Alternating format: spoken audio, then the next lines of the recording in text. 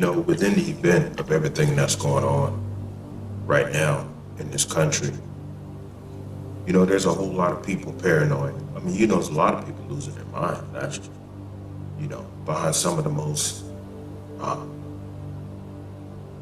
ridiculous things like an election, something that obviously must happen in order to keep this country in order. You know, you know, I tell people a whole lot. You have to be very careful on the effects of not only information but perception alone. Because your perception of things is critical because your perception can determine your success or failure.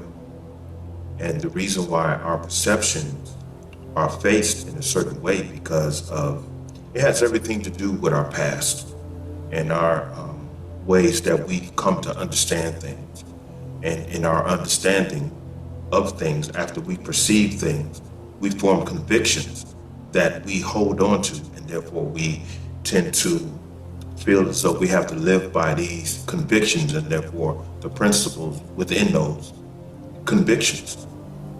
And this is what cultivates different points of views about the life experience.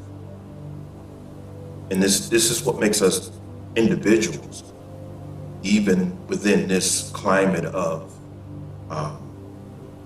social engineering. The environment is created, it's designed and created to govern the minds of the occupants.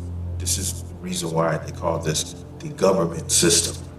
It governs not only the people physically, but in order for a government to work, there's certain policies and doctrines and rules and laws and everything that have to continue to activate in order for the people to conform to the environment, whether they realize it or not. And this produces a people who act the same way, they respond to things the same way.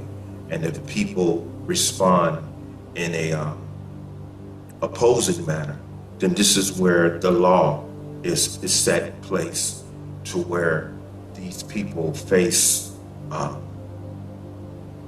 crimes and things like that.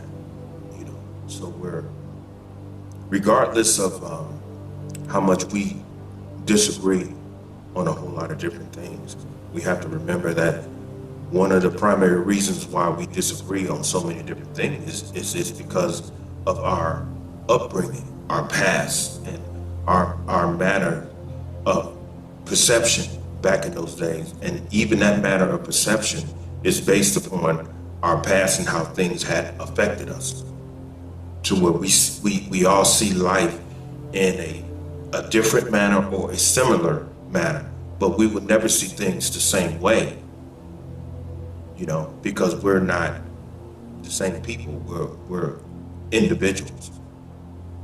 Because the Creator may put us through similar trials, but they're never the same because we're individuals. And so the Creator creates individual trials for us because individually we have to develop as human beings.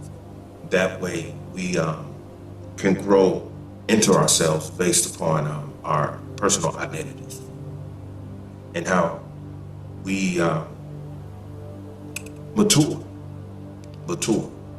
So even the whole principle of maturity has become a primary factor in a whole lot of areas because some of us mature quicker and some of us mature slower.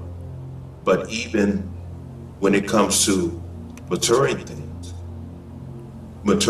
of things, and inwardly, that alone goes back to perception and our manner of how we come up perceiving things and, the things that I said before.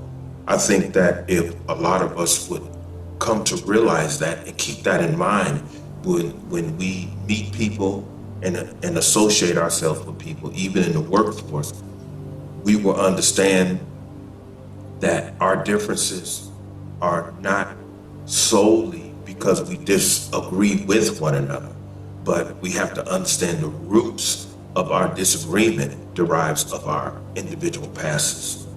You know, the way that things have affected us in the past.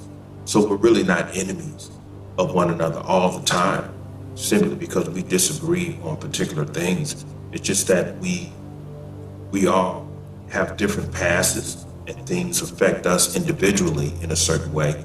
And even with those effects, when we come to know each other, those different effects sometimes clash and sometimes they don't.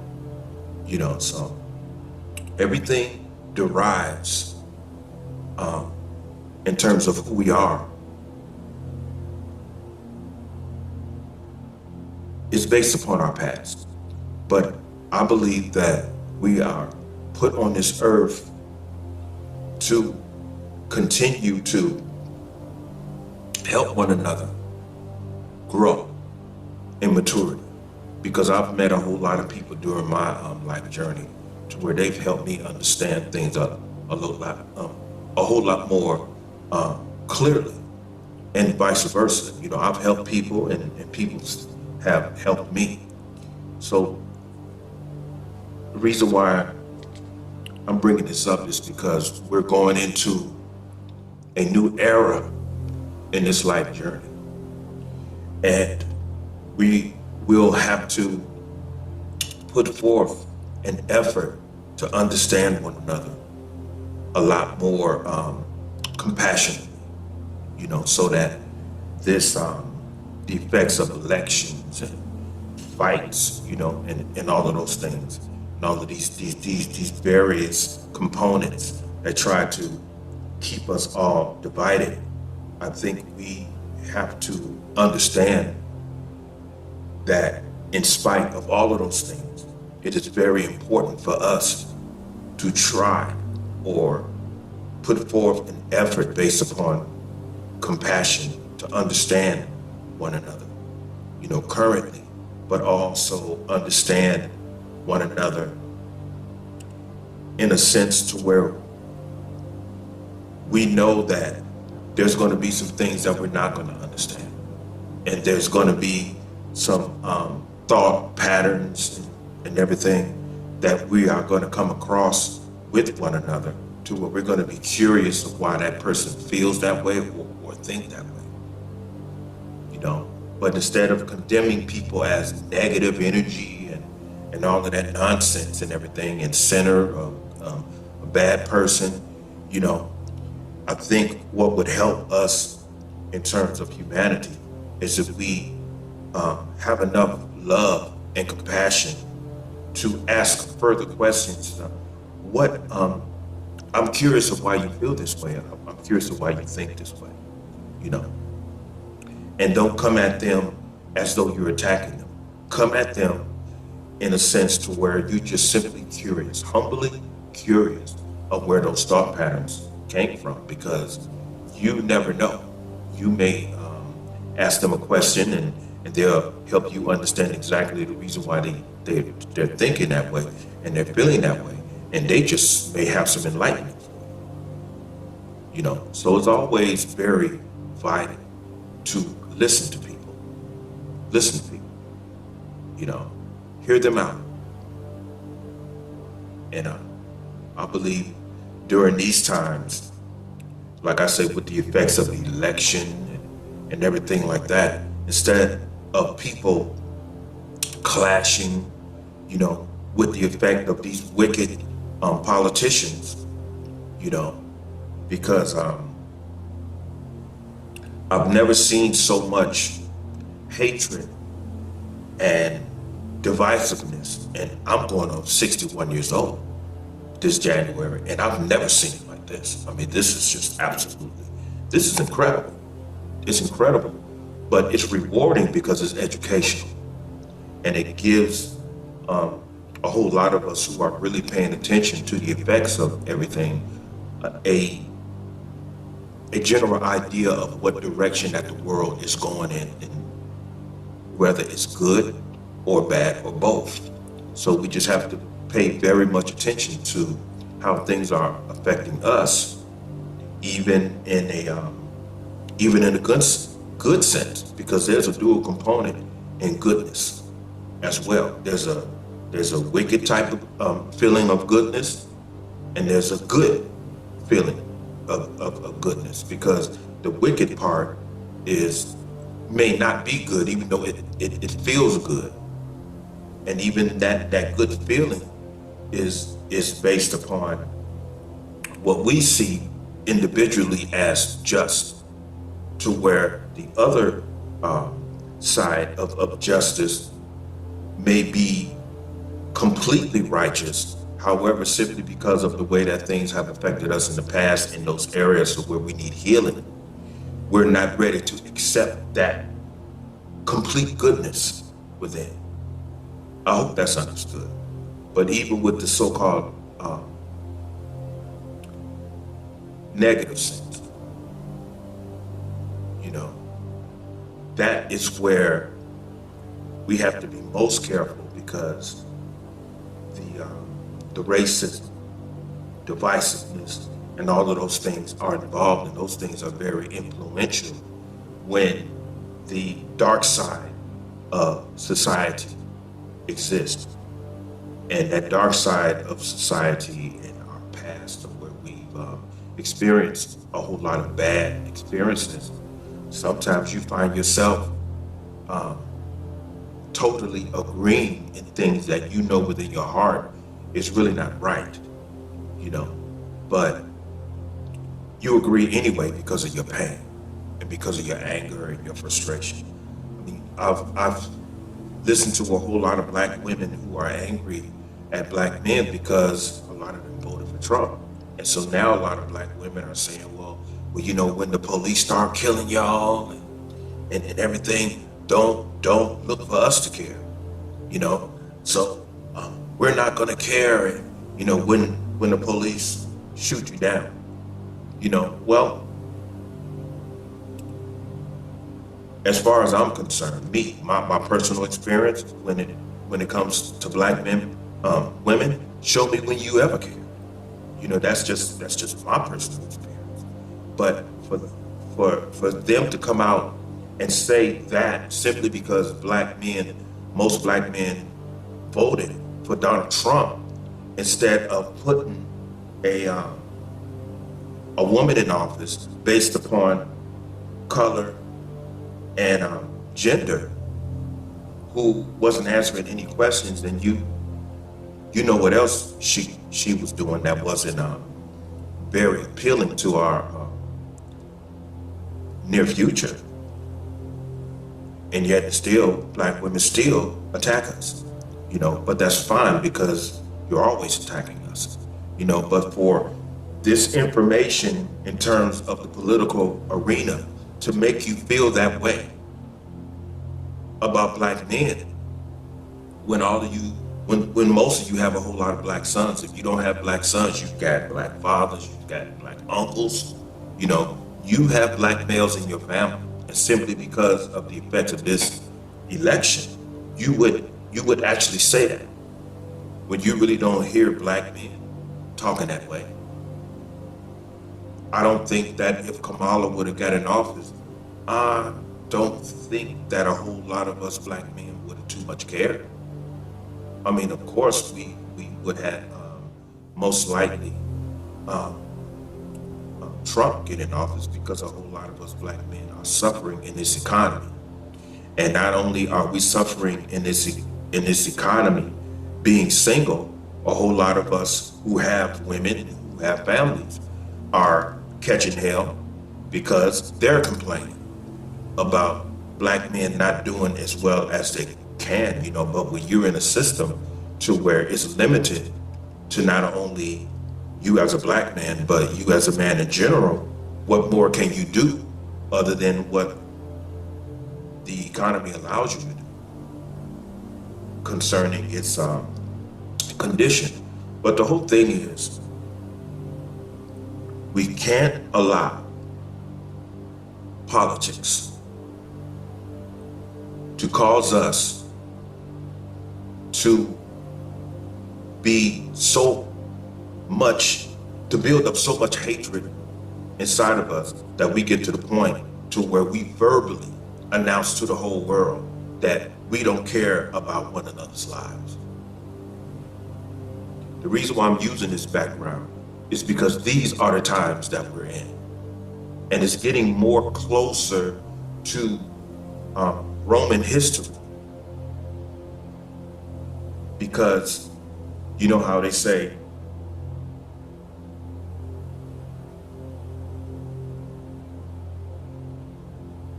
what mankind doesn't learn of the past, he's either destined to repeat it or he's doomed to repeat it. See, the reason why things have gotten to this point is because men and women haven't changed their hearts. They haven't changed their hearts. You know, so from what Trump is saying, he's going to be putting prayer back in schools. He's not going to allow this whole transgender movement that your brother, Obama, turned the key and he opened up the door. That's not going to go down. You know, he needs to, he's talking about resolving the educational system, which is definitely broken because, like I said, I'll be 61 in January. And what had amazed me with these children today, it is incredible. These kids, they barely know how to spell their names. And if you look at the way that they're writing on Facebook and other areas, you know, they don't even know how to, they don't know proper pronunciation. They don't capitalize their letters. They put, they start sentences without capital letters and they end sentences without periods. And that right there is telling you that the country has failed in basic information when it comes to these kids. And so I understand exactly why he's saying he's going to shut down the educational system and rebuild it and make it exactly the way that it should be. And one of the reasons why I agree with him is because I come up in a generation to where the educational system was 100%. And because of the educational system being 100%, that's one of the primary reasons why I'm such a great writer right now. And I'm getting ready to put out 6 books.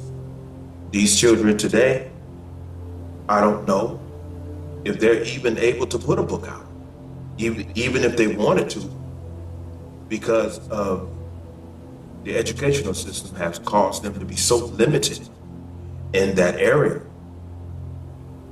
How are they going to do anything like that, even if they wanted to? So in the light of things hopefully becoming better, I'm just hoping that we understand that this was necessary, regardless if a whole lot of people don't agree with it, regardless if a whole lot of people feel ill of it or wished something else. But I do know one thing: we sure as hell didn't need another 4 years of the Biden administration, regardless if this is a so-called black woman or whatever she said she was. The country was going to hell. And anyone who wished 4 more years of this, they're definitely against this country. And, you know, all of these celebrities talking about, oh, we're leaving the country. You know, Whoopi Goldberg, you know, other celebrities like Cher. Oh, we're packing up, we're leaving. Who cares? If you want to leave, then leave. Go ahead and leave, because you're not hurting anyone's feelings packing up and leaving. We don't care. You know, if it's one thing that Kamala did expose, is the fakeness of these celebrities, the real fakeness of these celebrities, because they're not real people anyway. They're professional liars. Actors are professional liars. They're entertainers. So what you're looking at is nothing real. You're just looking at a bunch of fraudulent human beings. They're idols to worship, just like these statues behind me. They're idols. They're not human beings. They have an image to portray. You know, so whether they're actors or singers, they have an image that they have to portray. And for some reason, you've allowed yourself to worship these people at such an extent to where you actually think these people are real. And so this is the reason why Kamala felt like she could scrape the bottom of the barrel. You know, she figured that she can feed scum to people who she looked at as scum. You know, she figured, oh, black people are just pigs anyway.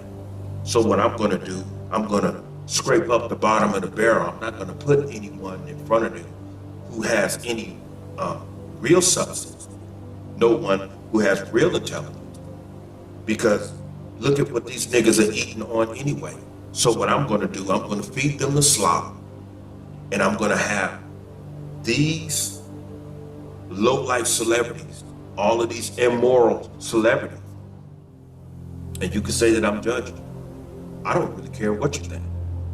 I listen to what they're putting out. But she used these people to feed you because she looks at you as pigs anyway. And what do you feed pigs? And y'all gobbled it all up, and you still wanted to put her in office.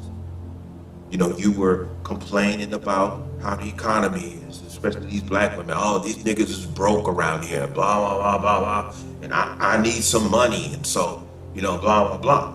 But all at the same time, when you're complaining, it implies that you want things to get better. You imply that you want things to get better. But when this woman came, she wasn't giving you any answers. She didn't have a plan on how she was going to make things better. You still wanted to put her in office anyway because she was a quote unquote black woman. And then when it didn't happen, you fell apart. Imagine a person sitting their cameras up. They're in total control of themselves. They're sitting their cameras up. And then they press the button and they wait for a certain amount of time. And then all of a sudden, they want the world to see them lose their minds. So what makes you any different than Beyonce? What makes you any different than all the rest of these fake human beings?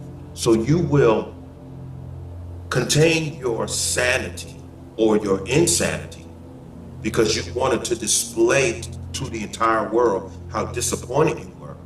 But what you explained, what you gave to the world is how insane you actually are, because you're able to turn it on and you're able to turn it off. So obviously, there needs to be something better coming along. And a lot of you just need to just go get some counseling. A lot of you need to go get some counseling.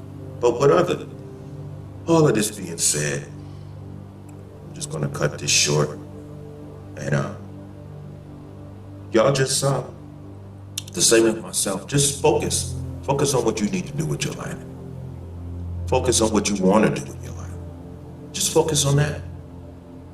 Because if you have a plan for your life anyway, it doesn't matter who's in office. It doesn't matter who's in office.